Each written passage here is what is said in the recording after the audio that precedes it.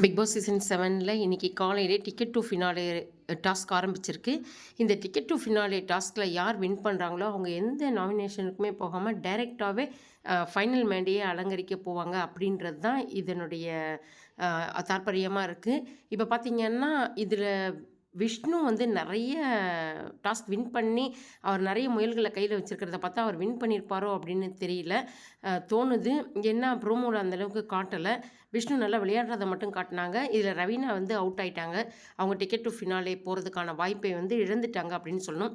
But யார் எப்படி வந்தாலும் சரி, இந்த புள்ளி கேங்க் மட்டும் டிக்கெட் டு ஃபினாலேயில் ஜெயிச்சிடக்கூடாது அப்படின்றது தான் பெருவாரியான மக்களுடைய எண்ணமாக இருக்குது. இதில் பார்த்தீங்கன்னா விஷ்ணுவும் விசித்ராவும் அவ்வளோ கலந்துக்கல போல இருக்குது. முதிர்வின் காரணமாக, வயது முதிர்வின் காரணமாக கலந்துக்காமல் இருந்திருக்கலாம். ஏன்னா அவங்களுக்கு ஃபிசிக்கல் டாஸ்க் ஒத்து வராது அப்படின்றது நமக்கு நல்லா தெரிஞ்சது தான். சரி, பார்க்கலாம் யார் வின் பண்ணியிருக்காங்கன்ட்டு.